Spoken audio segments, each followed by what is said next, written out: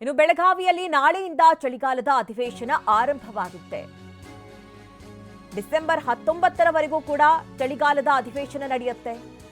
ಸುವರ್ಣಸೌಧದ ವಿಧಾನಸಭೆಯೊಳಗೆ ಸಕಲ ಸಿದ್ಧತೆಗಳು ಕೂಡ ನಡೀತಾ ಇದೆ. ಸ್ಪೀಕರ್ ಪೀಠದ ಬಳಿ ಸರಳ ವಿನ್ಯಾಸದ ಮೂಲಕ ಅಲಂಕಾರ ಮಾಡಲಾಗಿದೆ. ವಿಧಾನಸಭೆಯ ಕಾರ್ಯದರ್ಶಿ ಎಂಕೆ ವಿಶಾಲಾಕ್ಷಿ ಪರಿಶೀಲನೆಯನ್ನ ನಡೆಸಿದ್ದಾರೆ. ಶಾಸಕರು ಸಚಿವರಿಗೆ ಮೀಸಲಿರುವ ಆಸನಗಳ ವೀಕ್ಷಣೆ ಕೂಡ ಆಗಿದೆ. ವಿಧಾನಸಭೆಯೊಳಗೆ 4 ಬೃಹತ್ ಎಲ್ಇಡಿ ಟಿವಿಗಳ ಅಳವಡಿಕೆ ಕೂಡ ಆಗಿದೆ. ನಾಳೆಯಿಂದ ಪ್ರಾರಂಭ ಆಗ್ತಾ ಇರುವಂತಹ ಚಳಿಗಾಲದ ಅಧಿವೇಶನ, ಈಗ ಅದಕ್ಕೆ ಬೇಕಾದಂತಹ ಎಲ್ಲ ಸಿದ್ಧತೆಯನ್ನ ಮಾಡಿಕೊಳ್ಳಲಾಗ್ತಾ ಇದೆ. ನಾಳೆಯಿಂದ ಡಿಸೆಂಬರ್ 19ರವರೆಗೂ ಕೂಡ ಚಳಿಗಾಲದ ಅಧಿವೇಶನ ನಡೆಯುತ್ತೆ. ಹೀಗಾಗಿ ಸುವರ್ಣಸೌಧ ಸಂಪೂರ್ಣವಾಗಿ ಸಜ್ಜಾಗಿದೆ.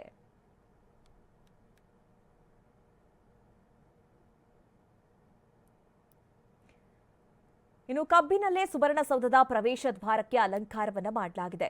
ಪ್ರವೇಶ ದ್ವಾರಕ್ಕೆ ಕಬ್ಬು, ತೆಂಗಿನ ಗರಿಗಳಿಂದ ಅಲಂಕಾರ ಮಾಡಲಾಗಿದೆ. ಕಬ್ಬಿಗೆ ಬೆಂಬಲ ಬೆಲೆ ನಿಗದಿಗೆ ದೊಡ್ಡ ಹೋರಾಟವೇ ನಡೆದಿತ್ತು. ಇದೀಗ ಕಬ್ಬಿನಿಂದಲೇ ಸುವರ್ಣಸೌಧ ದ್ವಾರದ ಡೆಕೋರೇಷನ್ ಅನ್ನ ಮಾಡಿರುವುದು ಗಮನ ಸೆಳೀತಾ ಇದೆ. ಈ ಮೂಲಕ ರೈತರ ಪರ ಅಂತ ಹೇಳಿ ಪರೋಕ್ಷ ಸಂದೇಶ ಏನಾದರೂ ರವಾನೆ ಆಗ್ತಾ ಇದೆಯಾ ಅನ್ನುವಂತಹ ಪ್ರಶ್ನೆ ಕೂಡ ವ್ಯಕ್ತವಾಗ್ತಾ ಇರುವಂತದ್ದು ನಾವು ಗಮನಿಸ್ತಾ ಇದ್ದೀವಿ. ಈಗ ಸುವರ್ಣಸೌಧದ ಪ್ರವೇಶ ದ್ವಾರ ಯಾವ ರೀತಿ ಅಲಂಕಾರಗೊಂಡಿದೆ, ಅದು ಕೂಡ ಕಬ್ಬನ್ನ ಬಳಕೆ ಮಾಡಿ ಈ ರೀತಿ ಅಲಂಕಾರ ಮಾಡಿರುವುದು ತುಂಬಾ ವಿಶೇಷವಾಗಿ ಕಂಡು ಬರ್ತಾ ಇದೆ. ಈ ಕುರಿತಂತೆ ನಮ್ಮ ಪ್ರತಿನಿಧಿ ಅನಿಲ್ ಪ್ರತ್ಯಕ್ಷ ವರದಿಯನ್ನು ಕೊಟ್ಟಿದ್ದಾರೆ, ಬನ್ನಿ ನೋಡೋಣ. ಕುಂದಾನಗರಿ ಬೆಳಗಾವಿಯಲ್ಲಿ ನಾಳೆಯಿಂದ ಚಳಿಗಾಲದ ಅಧಿವೇಶನ ಆರಂಭ ಆಗ್ತಾ ಇದೆ. ನಾನೀಗ ಸುವರ್ಣಸೌಧದ ಒಂದು ಅಧಿವೇಶನದ ನಡೆಯುವಂತಹ ಸ್ಥಳದಲ್ಲಿದ್ದೀನಿ. ಇಲ್ಲಿ ಅಂದ್ರೆ ಈಗ ವಿಧಾನಸಭೆ ಕಾರ್ಯಾಧ್ಯಕ್ಷರಾದಂತಹ ವಿಶಾಲಾಕ್ಷಿ ಅವರು ಖುದ್ದು ಒಂದು ಪರಿಶೀಲನೆ ಕೂಡ ನಡೆಸ್ತಾ ಇದ್ದಾರೆ. ಈಗ ಆಸನಗಳ ವ್ಯವಸ್ಥೆ ಯಾವ ರೀತಿ ಆಗಿದೆ, ಜೊತೆಗೆ ಸಚಿವರು ಹಾಗೂ ಶಾಸಕರು ಕೂರುವಂತಹ ಕುರ್ಚಿಗಳ ವ್ಯವಸ್ಥೆ ಸರಿಯಾಗಿದೆಯಾ ಹೇಗೆ ಅನ್ನೋದನ್ನ ಕೂಡ ಖುದ್ದು ಪರಿಶೀಲನೆಯನ್ನ ನಡೆಸ್ತಾ ಇದ್ದಾರೆ.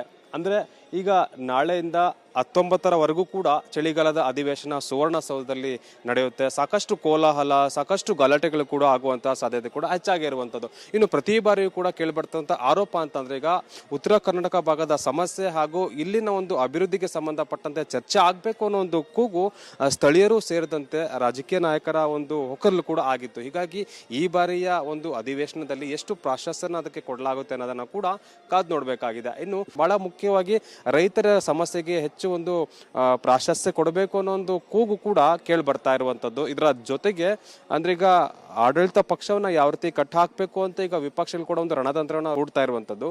ಜೊತೆಗೂ ಕೂಡ ಈಗ ವಿಪಕ್ಷಗಳಿಗೆ ಯಾವ ರೀತಿ ಕೌಂಟರ್ ಕೊಡಬೇಕು ಅಂತ ಹೇಳಿ ಆಡಳಿತ ಪಕ್ಷವು ಕೂಡ ಒಂದು ಸಿದ್ಧತೆಯನ್ನು ಕೂಡ ಮಾಡ್ಕೊಳ್ತಾ ಇರುವಂಥದ್ದು. ಅಂದ್ರೆ ಸರ್ಕಾರವನ್ನ ಕಟ್ಟು ಹಾಕುವಂತ ನಿಟ್ಟಿನಲ್ಲಿ ಏನೆಲ್ಲ ಒಂದು ಕಾರ್ಯತಂತ್ರನ ರೂಪಿಸಬೇಕು ಅಂತ ಹೇಳಿ ಈಗ ಎರಡೂ ಪಕ್ಷಗಳು ಕೂಡ ಒಂದು ಸಿದ್ಧತೆಯನ್ನು ಕೂಡ ಮಾಡ್ಕೊಳ್ತಾ ಇರುವಂಥದ್ದು. ಹೆಡ್ಫೋನ್ ಅನ್ನು ಹಾಕೊಂಡು ಅದು ಆಡಿಯೋ ಸರಿಯಾಗಿ ಬರ್ತಾ ಇದೆಯಾ ಅನ್ನೋ ಒಂದು ಪರಿಶೀಲನೆ ಕೂಡ ಮಾಡ್ತಾ ಇದ್ದಾರೆ. ಎಲ್ಇಡಿ ವ್ಯವಸ್ಥೆ ಕೂಡ ಇರುವಂತದ್ದು. ಜೊತೆಗೆ ಈ ಬಾರಿಯ ಒಂದು ಅಧಿವೇಶನ ವಿಭಿನ್ನವಾಗಿ ಮತ್ತೆ ಯಾವುದೇ ರೀತಿಯಾದಂತ ಒಂದು ಸಮಸ್ಯೆ ಆಗದಂತೆ ನಡೆಸುವಂತ ನಿಟ್ಟಿನಲ್ಲಿ ಕೂಡ ಬೇಕಾದಂತ ಎಲ್ಲಾ ಸಿದ್ಧತೆಯನ್ನು ಕೂಡ ಮಾಡಿಕೊಳ್ಳಲಾಗಿರುವಂಥದ್ದು.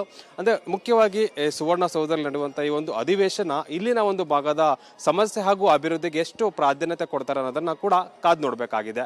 ಕ್ಯಾಮರಾ ಪರ್ಸನ್ ಅಶೋಕ್ ಜೊತೆ ಅನಿಲ್ ಕಲ್ಕೆರೆ, ಟಿವಿ 9 ಬೆಳಗಾವಿ.